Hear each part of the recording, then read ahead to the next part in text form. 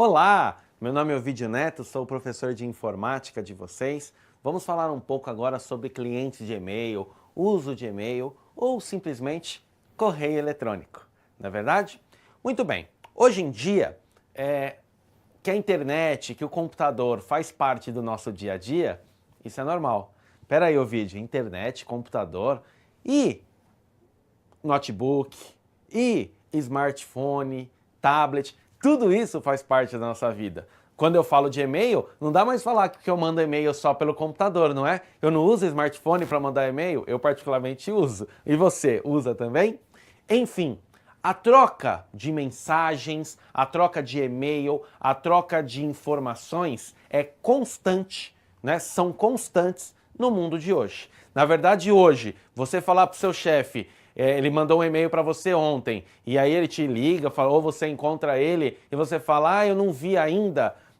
Coisas que há tempo atrás, você tinha esse delay de 2 dias para responder um e-mail. Hoje, com esse negócio do celular, você demorar um dia para sequer ter visto um e-mail, significa no mínimo que você não está tão antenado assim, né? Hoje é normal as empresas possuírem grupos de WhatsApp entre departamentos, entre setores e possuírem também, consequentemente, grupos de e-mail. Eu costumo brincar que se eu ganhasse por e-mail enviado, por e-mail recebido, eu estaria rico, né? Porque a troca de e-mail é gigantesca. Quando eu falo e-mail, correio eletrônico, não é uma coisa exclusiva só do mundo corporativo, não é verdade? A gente troca e-mails também com a namorada, com amigos, não é verdade? Com filhos, com pais. Então, realmente, dizer que o e-mail é algo cotidiano, eu não estou falando nada de anormal, né? Muito bem. Quando eu falo de e-mail, né, de mensagens eletrônicas, de correios eletrônicos, eu tenho que conhecer e ter noção de algumas coisas importantes. Algumas delas. Primeira coisa, na internet você não escreve nada a lápis. Não esqueça dessa detalhe, tá? Isso é uma frase, eu que inventei. Não fui eu que inventei, mas enfim, é uma frase muito boa. Na internet você não escreve nada a lápis. Por exemplo, você recebe um e-mail de uma pessoa que trabalha com você com algo que te tire do sério, que te irrita, né? Você pega e responde esse e-mail soltando os cachorros, fazendo até alguma ofensa. O que você acabou de fazer? Isso vira contra você. Não adianta depois que você apertou o botão enviar, você fala, ai meu Deus, não era isso que eu queria. Já era, a mensagem foi, tá certo? Então, a gente tem que tomar muito cuidado. Outra coisa, quando nós falamos, né, pensando na língua portuguesa, que é a nossa língua materna, nós temos que ter o domínio dela, né? Eu, quando recebo um e-mail de uma pessoa e tenha algo escrito errado, né, que seja algum erro ortográfico, algum erro gramatical, isso pega mal. Né? Dependendo se você tem uma pessoa que tem um cargo, você que pretende ser um funcionário público, pretende passar em um concurso, isso é muito importante. Né? Imagina você naquele cargo do seu sonho, porque você vai conseguir, você está se preparando para isso. Você não simplesmente só se inscreveu para um concurso, você, ao estar me assistindo e assistindo aos meus colegas, você está preparando sim. Você não é um inscrito, você é um candidato, não é verdade? Baseado nisso, você tem que tomar cuidado, porque eu escrevi um e-mail errado, não é? Eu me arrependi de algo, já era. Teve um caso que aconteceu não faz muito tempo, de um jogador de futebol que foi contratado pelo São Paulo. Vocês viram esse caso? Ele foi o chamado Jetterson, do interior do Paraná. Ele foi contratado pelo São Paulo, né, no ano de 2016.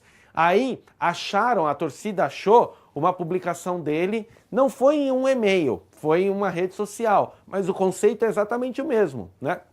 Acharam uma publicação dele fazendo uma menção não muito agradável ao time do São Paulo, e aí, consequentemente, a torcida se virou contra esse jogador, e no mesmo dia que o site do São Paulo Futebol Clube tinha postado uma foto dele com a camisa do São Paulo, no mesmo dia emitiu uma nota cancelando aquela contratação.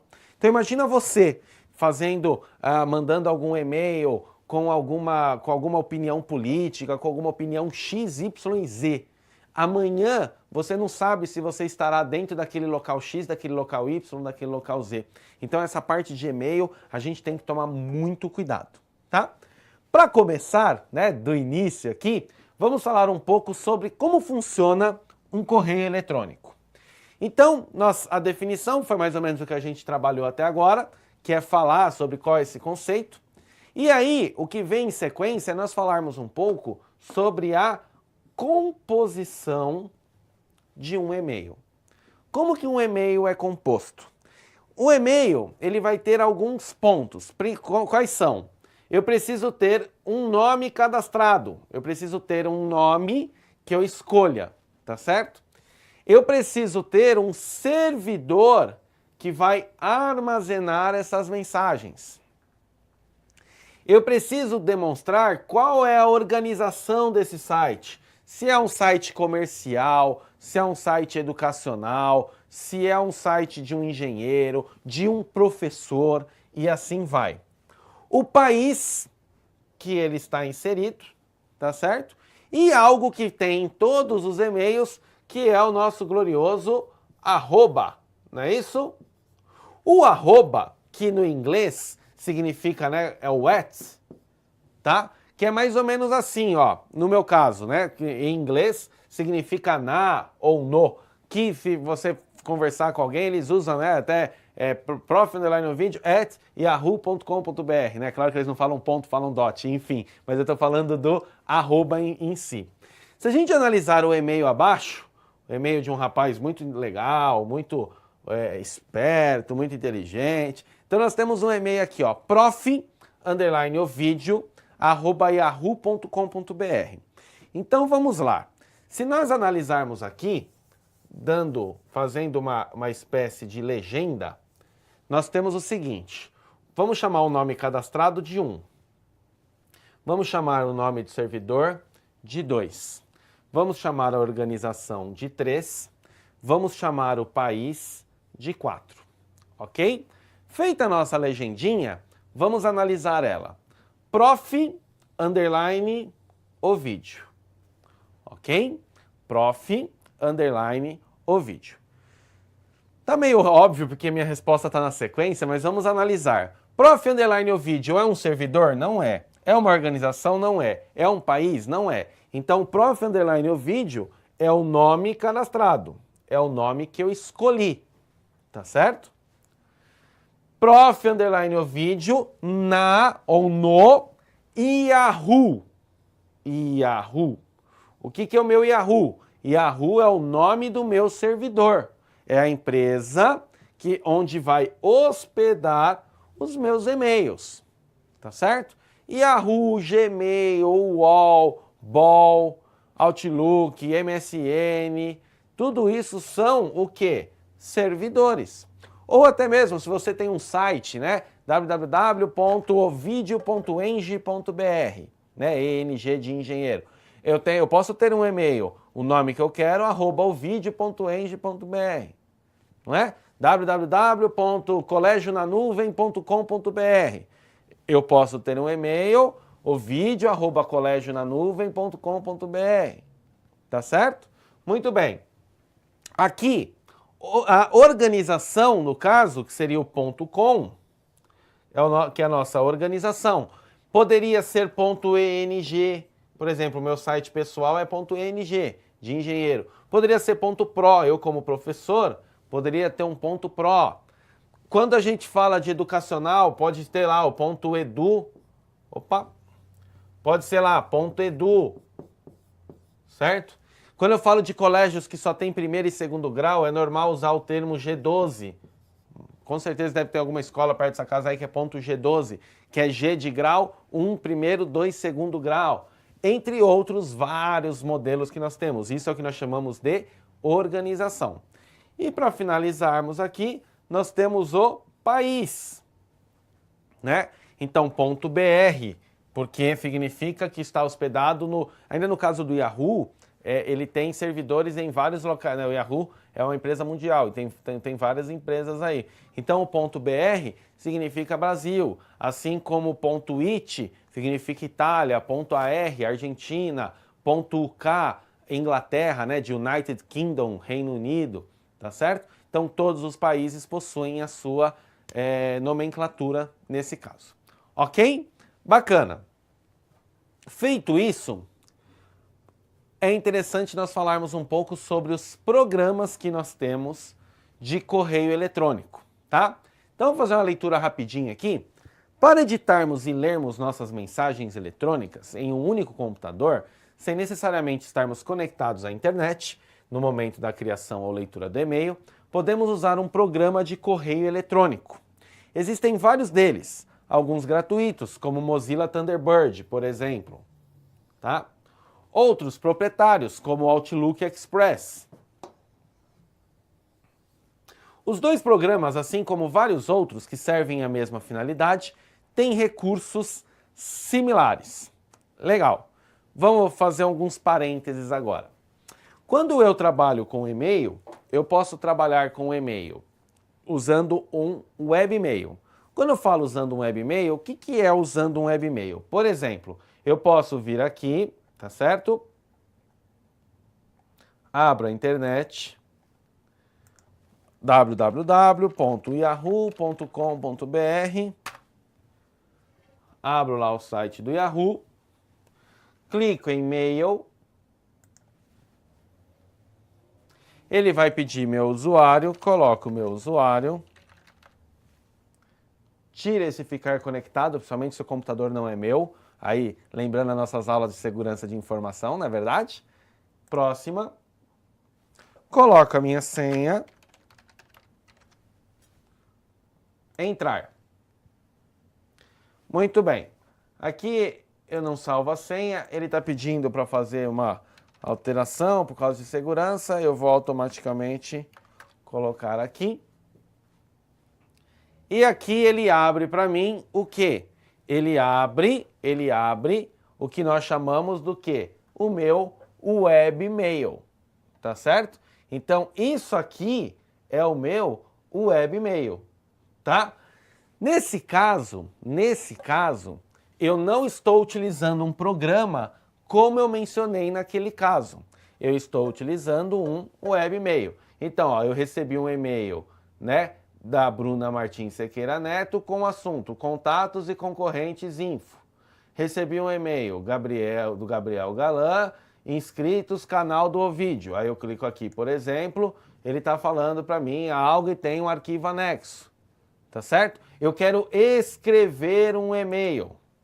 Então, quando eu vou escrever um e-mail, ele tem uma assinatura que por algum motivo aqui ele está desconfigurado.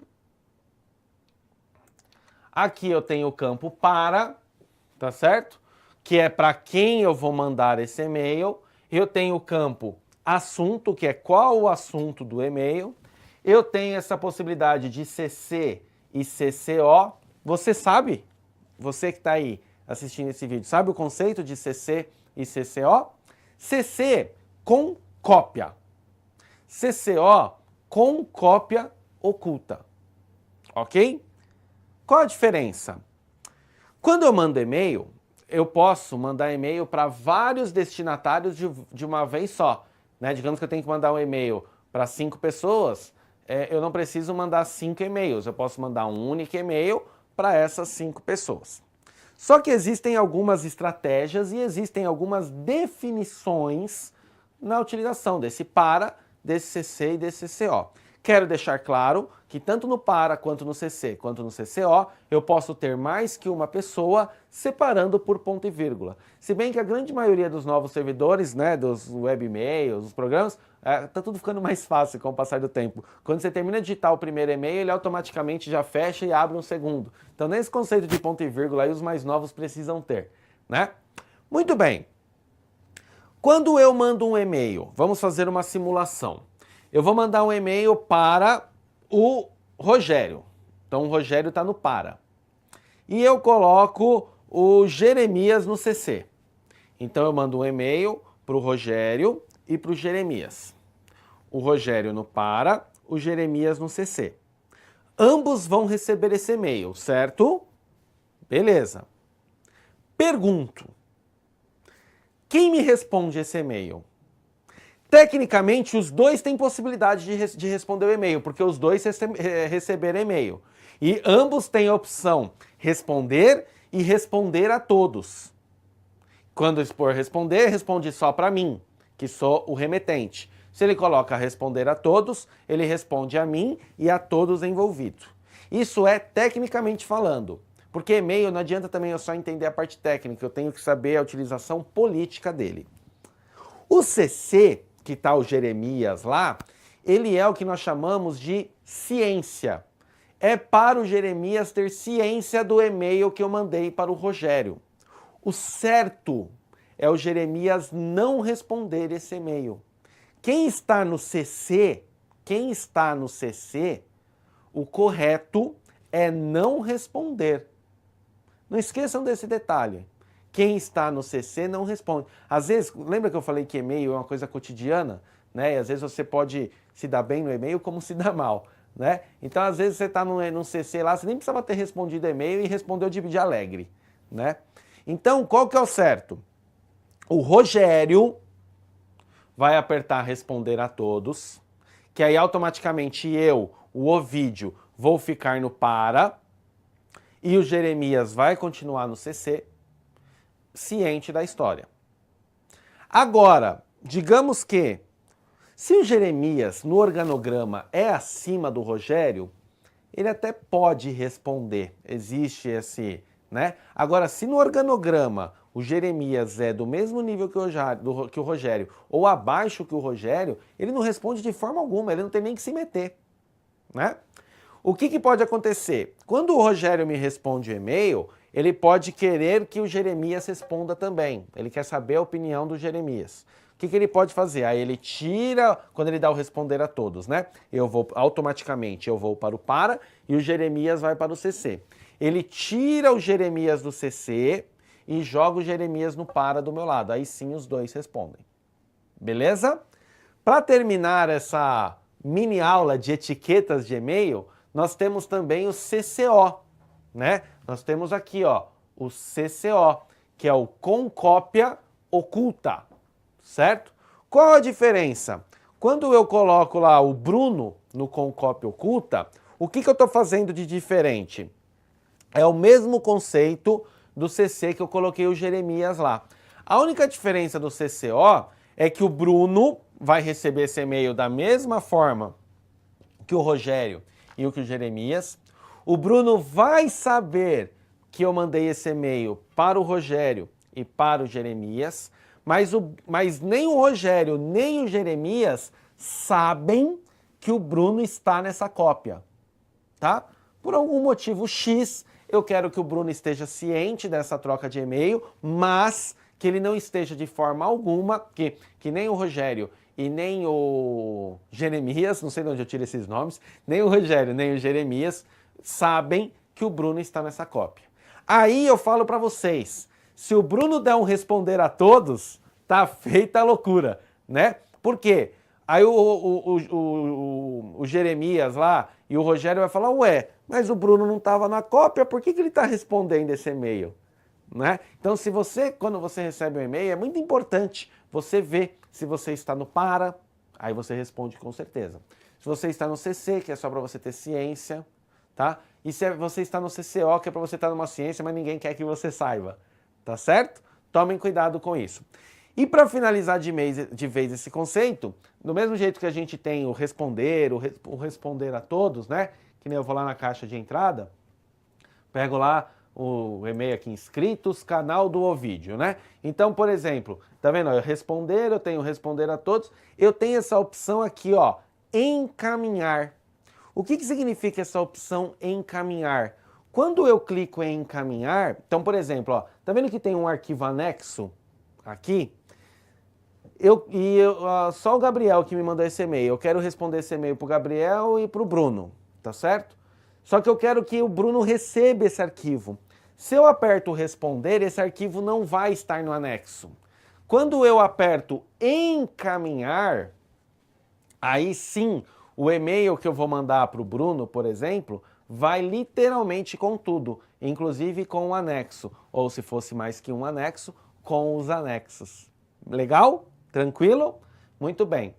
Fechando aqui, só para terminar, reparem que ele ficou com um rascunho. O que é esse um rascunho? É aquele e-mail que eu comecei a escrever e não terminei, tá? Então o rascunho eu posso retomar e reescrever, ou nesse caso, como não é algo que me interessa, eu posso apagar de vez. Beleza?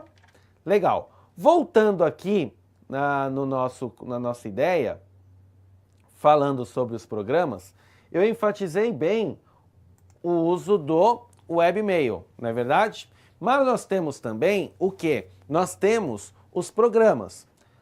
Tem o Mozilla Thunderbird, como eu mostrei aqui, que inclusive esse é o ícone dele, tá certo? Tem o Outlook Express? Tem. Quem que a gente usa, a maioria vai usar e, consequentemente, é o que mais vai cair nos concursos? O Outlook, né? Se a gente falar um pouco sobre o Outlook, nós temos aqui, ó, barra de título, barra de menu, onde nós temos uma série de opções. Eu posso vir aqui nos meus programas, tá certo? Vamos ver se eu tenho ele instalado, que eu posso mostrar para vocês, fica mais legal ainda, ó. Microsoft Office, aí eu tenho aqui ele, aqui, ó, Microsoft Outlook. O Outlook, ele faz parte do pacote Office, Word, Excel, PowerPoint. Reparem, tá? Esse aqui, ó, ele é um programa, como qualquer programa padrão Windows. Você tem aqui as guias, tá certo? Você tem aqui toda a sua utilização. Ó, quando eu clicar aqui, por exemplo, ó, tem o caixa de novo e-mail.